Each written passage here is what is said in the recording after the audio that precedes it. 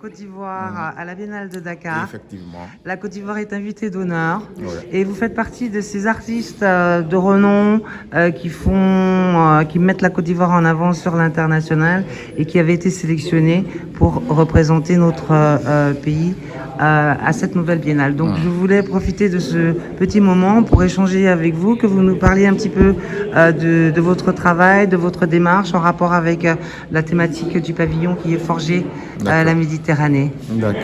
Merci beaucoup. Effectivement, c'est déjà un honneur, un plaisir de se voir être dans cette sélection, une sélection riche en termes d'expérience, en termes de thématiques, en termes d'approche conceptuelle. Dans le cadre de cette biennale et de cette sélection, effectivement, il y a eu une thématique qui a pour appellation forger la Méditerranée. En fait, nous, quand on entend cela, en fait, cela questionne tout de suite les grands enjeux étatiques et même communautaires, dans le sens où il faut quand même faire en sorte que on ait une communication assez appuyée par rapport à cette crise sur la Méditerranée et la traversée. Donc moi, parlant de ma thématique, je mets l'homme au centre de la concrétisation d'une humanité. Parce que moi, je crois en l'humanité et j'ai pour leitmotiv, le monde se construit, mais sans tout le monde. Et il ne faudrait pas attendre des actions de grande envergure pour changer les choses. Très souvent, une petite action, comme on dit, il ne faut pas négliger les faibles commencements. Donc moi, je pense que l'homme étant un individu est capable de pouvoir influer sur le cours des choses.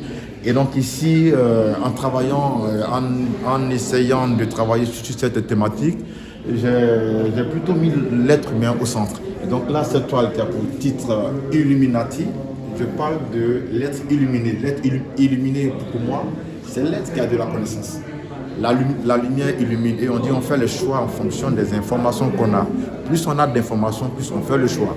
Et le choix de ne pas aller mourir ailleurs, le choix de savoir que l'herbe n'est pas toujours verte, c'est aussi, on fait ce choix en fonction des informations. Donc un être illuminé, c'est aussi symbole d'une nation qui doit tendre vers cette connaissance. Donc je questionne les actions étatiques vis-à-vis de notre jeune population. Quelles sont les mesures mises en place? Et quel est notre système éducatif? Comment est-ce que cela fonctionne? Quelle est l'influence que ce système a pour nous faire sortir des gens brillants qui sont capables de dire non? Non aussi fait partie de l'être humain. Et donc, l'être Illuminati, c'est une entité, c'est une structure, c'est un pays qui, lui étant illuminé, attire les personnes. Et plus on se rapproche vers ces structures, plus les personnes ont le salut. Donc moi, j'en appelle à notre État, aux États africains, de faire en sorte que nos populations, que le taux d'alphabétisation soit assez haut pour que, des gens puissent dire j'y vais ou pas. Donc voilà. Et la suite de la seconde toile, qui est la chaîne humaine, moi j'ai voulu même donner comme thématique la chaîne de valeurs. J'estime que l'être humain n'est pas seulement un homme, mais un être humain, c'est celui qui a des valeurs. Donc ici, quand on regarde, cela s'apparente à une grille qui est un relent aux différents murs que les gens posent en termes de barrières. Mais ici, c'est une barrière, mais en termes d'entraide. Je pense que l'être humain, on est capable de faire des choses extraordinaires si on s'entraide, si on fait en sorte que le développement se passe sur le plan national et non pas forcément ailleurs.